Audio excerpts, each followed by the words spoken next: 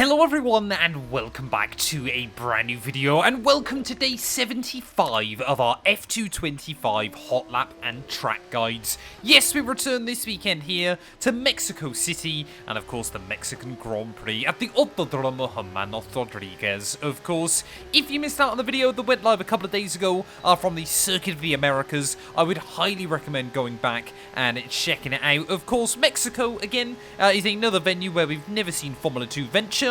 But it's also another venue where I think I genuinely prefer driving the F2 cars here against the F1 machines. It's a really good fun circuit to try and get hooked up, and obviously when you do get it nailed, it is really satisfying. Now, of course, if you're new to this series and don't know what this is about, I basically provide you guys with race-ready setups inside F125.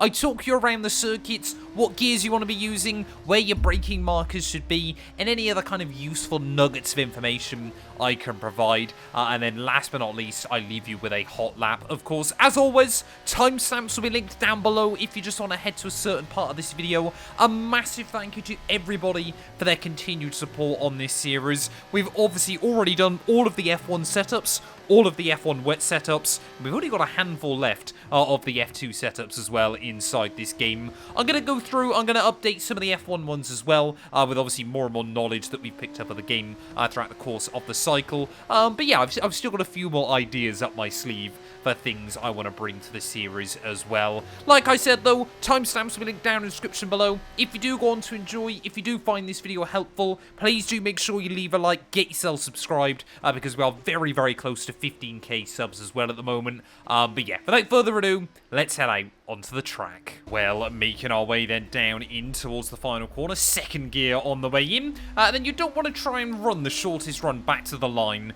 Allow the car to run out quite wide, it just gives you a little bit more speed, and of course, the longest run down in towards turn 1. You want as much speed as you possibly can, because it will be very useful there. Make sure to activate the DRS as soon as you can, but of course you're going to be all the way up in 6th gear there, about 193 miles an hour with this setup before you prepare yourself on the brakes for that first corner. Keep the car over on the left-hand side though, and obviously just focus up on those braking markers there on the outside of the circuit as well. You want to be braking at about 110 meters out from the first corner. I actually like to use this crane as my reference point in towards turn 1, so just before the 100-meter board, you want to go from 6th gear there, nice and gently on the brakes down to 3rd gear on the way in, and then just as you meet the apex for turn 1, I would bring the car down to 2nd gear. Through turn 2, you can really take a lot of curb through the first part of this chicane, so yeah, really try and get the car wedged there. But then through the exit, I'm actually avoiding taking too much curb, just because it unsettles the rear of the car and tries to tip it out. Back up through 3rd gear though on the exit, just be very careful of wheel spin, and then once more you're going to be up through 4th, 5th and 6th gear there as we make our way in towards turn 4. Braking marker then for turn 4 is obviously pretty much the 100-meter board. I tend to use this curb though, you just kind of see it follows a straight line and then just goes right ever so slightly.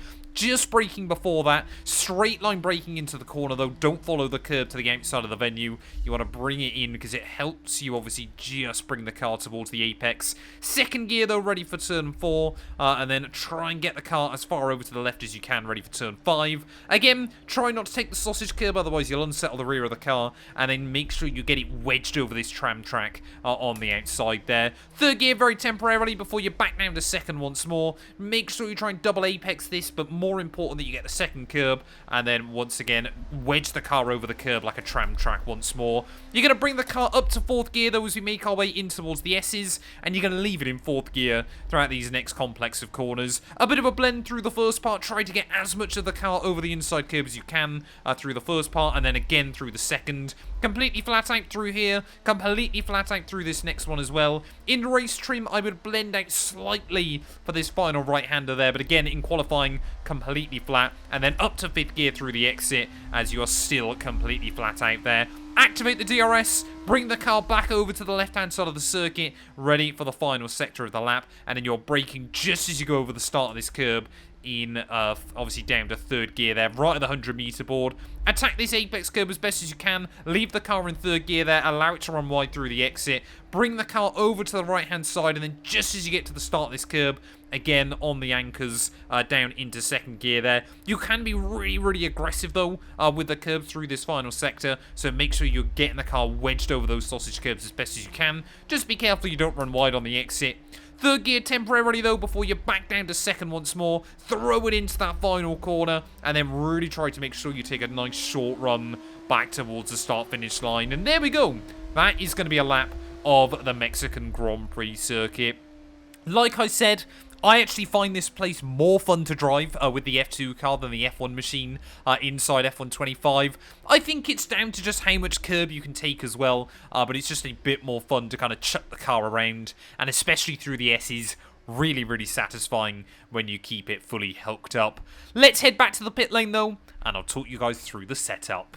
Quickly then, before we take a look at the setup figures, as you can see, less than, well, about 6/10 away, sorry, from the world record currently there. 26th in the world, I think, is a new best inside this series, but I reckon if I absolutely nailed it, we could get down into the 122s, and that would have put us, yes, 14th worldwide as well, which I would have been pretty happy with, especially, like I said, this is a race setup, not qualifying trim there.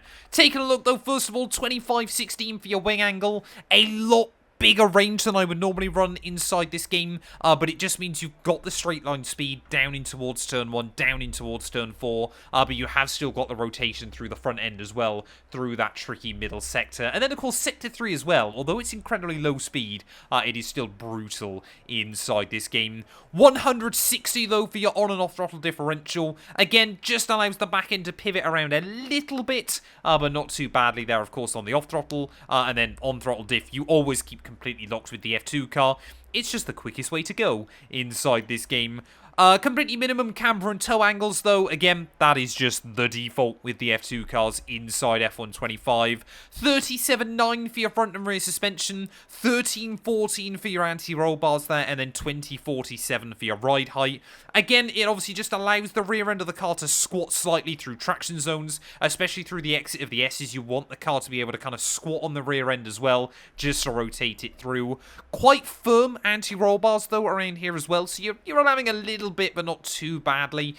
You kind of don't want the car to almost bounce around a bit on the rear axle as well, so you've just got to be a bit careful with it. And then again, not particularly high ride heights. The F2 cars, I say it every single time, can take the curbs pretty well inside this game, but just allows you to attack them through that final sector a little bit more than you might do otherwise. 56/100 for your brake bias and pressure. Of course, turn 1, turn 4, and then down in towards the Forest Soul as well can be a little bit tricky on the brakes. So you want quite an aggressive front preset there so you don't lock the rears. But yeah, you can get away with some quite extremes inside this game. 24.3 front PSI, 21.8 rear. Again, just allows you to look after the tyres a little bit more. I can't imagine this is going to be a particularly popular combo inside F1 25, but it is still good fun, like I said, and yeah, way more fun than driving the F1 cars around here. But as always, in F2, it is a one-stop strategy. That's just the way things go. But yeah, hopefully this setup has helped you out though, and this track guide. If they have, like I said in the intro, please do make sure you leave a like, get yourself subscribed. I'm going to leave you with a hot lap, and we will return hopefully on Monday or Tuesday out in Sao Paulo, of course, where Formula 1 is literally today.